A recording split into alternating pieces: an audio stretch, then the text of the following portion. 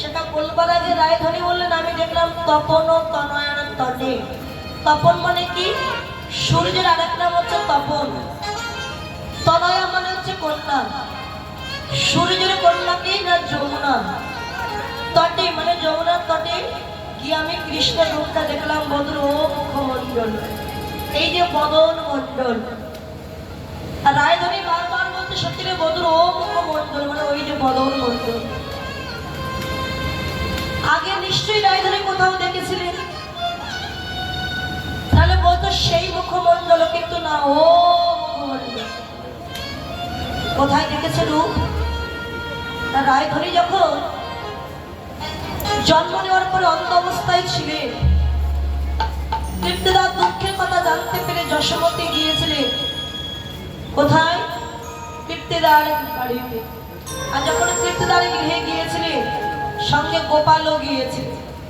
আর কৃষ্ণ গোপাল গিয়ে ওই যে আমার রায়ধনীকে, রায়ধনী যে অন্ধ অবস্থায় ঘুমিয়ে আছে নয়ন দান করেছিলেন আমার গোবিন্দ। নয়ন মিলে জগতের সৌন্দর্য দেখবার আগে আমার গোবিন্দের চাঁদ বদন দর্শন করেছিলেন রাধারানী। এই বলেন ও মুখমণ্ডল মানে ওই যে বদন মণ্ডল আমি দেখেছিলাম। যেতে শারদ সুধাকর, সুধাকর মানে চাঁদ। সব থেকে শরৎকালে পূর্ণিমার চাঁদের জ্যোতি বেশি, সব থেকে সেই পূর্ণিমার চাঁদের জ্যোতিও যেন আমার গোবিন্দের বদন জ্যোতির কাছে হাল মিলেছে। তনু রুচি, তনু মানে দেহ, রুচি মানে কান্তি, তরুণ তমাল। বৃন্দাবনে তমাল বৃক্ষ ছিল কালো, সেই তমাল গাছের কালো জ্যোতিও যেন কৃষ্ণ রূপের কাছে হার মেনে গেছে। সখীরে যমুনায় জল আনতে গিয়ে আমি 24টি চাঁদ দেখলাম, আমি 24টি চাঁদ দেখলাম। আমি এমন প্রভু দেখি নাই রে, 24টি চাঁদ দেখলাম। আমি এমন প্রভু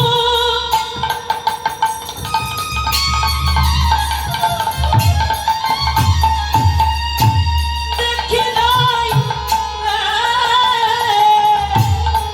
24টি চাঁদ দেখলাম। ললিতা বলছে এই বিশাখা চল আমরা গৃহে ফিরে যাই। আমরা জানি আকাশে একটা চাঁদের উদয় হয়, কিন্তু রায়ধনী বললেন 24.5 চাঁদ। এই তুই 24.5 চাঁদে কোথায় দেখলি রাধে? দেখলাম কোথায় জানিস? চাঁদের গাছে চাঁদের পাতা, চাঁদের ফুল আর ফলে,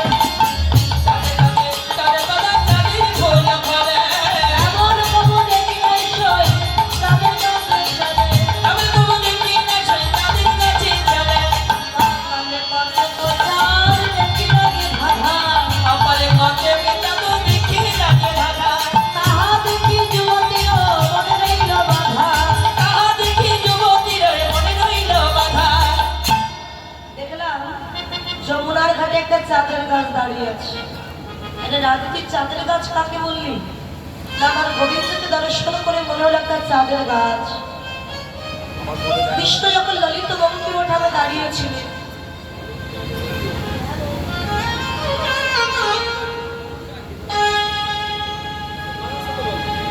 এই যে আমার উপরে কৃষ্ণ দাঁড়িয়ে আছে, আমার লক্ষ্য কাছে আমার গোবিন্দের হাতের এই নখ মানে, আমার গোবিন্দের হাতের নখ এত সুন্দর দেখতে, আর একটি নখের কোণ থেকে যেন জ্যোতি বাহির হয়ে আসছে। বাম হাতে 5টি নখকোণ আর দক্ষিণ হাতের 5টি নখকোণ দেখে মনে হলো আমার গোবিন্দের হাতে যেন 10টা চাঁদের উদয় হয়েছে। দুই চরণ পরে লক্ষ্য করলাম 10টা নখকোণ দেখে মনে হলো 10টা চাঁদের উদয় হয়েছে। দেখে মনে হলো 10টা চাঁদ, হাতে 10 পায়ে 10 হলো 20। আর চাঁদ কোথায়? আমার গোবিন্দের দুটি নয়ন। এই গোবিন্দের নয়ন আমার চাঁদ হলো কি করে সখী?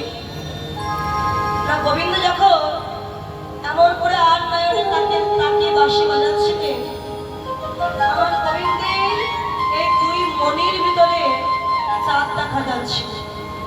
চাঁদের উদয় হয়েছে। মানে ওই চাঁদ দেখা যাচ্ছে দুই মণির ভিতর, নয়নের মণি দেখে হঠাৎ মনে হলো দোকান চাঁদের উদয় হলো। এ হলো 22। আর চাঁদ কোথায়? দেখলাম এখানে দুখানা চাঁদ উঠেছে, এখানে দুখানা চাঁদ উঠেছে, এখানে দোকানা চাঁদ উঠেছে। বৃন্দাবন আলোকন, এখানে দুখানা চাঁদ উঠেছে। বৃন্দাবন আলোকন, এখানে দোকানা চাঁদ উঠেছে। এই যে বর্ণদেশ এত তৈলাক্ত, চাঁদের জ্যোতিষ যখন বর্ণদেশে পড়েছে চিক চিক চিক চিক করছে, হঠাৎ দেখি মনে হলো দোকানা চাঁদের উদয় হলো। এই হলো 24 চাঁদ। আর অর্ধচন্দ্র কোথায় সখী?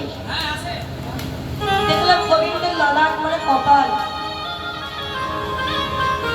কপালের উপরই ভাগে চূর্ণ চূর্ণ বক্র কুন্তল রাশি।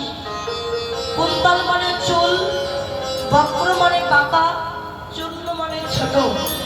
আমার গোবিন্দের কপালের উপরে কোচকানো কোচকানো বাঁকা চুল পড়ে আছে।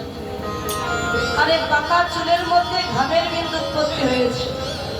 বাঁকা চুল থেকে যখন ঘাম ঝরে পড়ছে, হঠাৎ দেখে মনে হলো বধূ অর্ধচন্দ্র ধরে রেখেছে। বধূ অর্ধচন্দ্র ধরে রেখেছে। বধূ অর্ধচন্দ্র ধরে রেখেছে। হঠাৎ দেখলে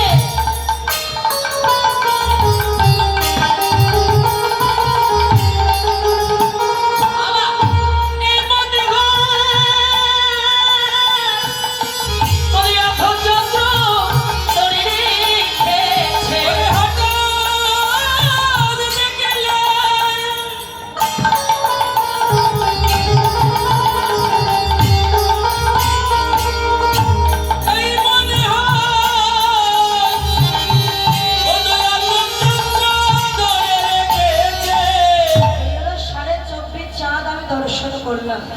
আর দেখলে সখী চোরা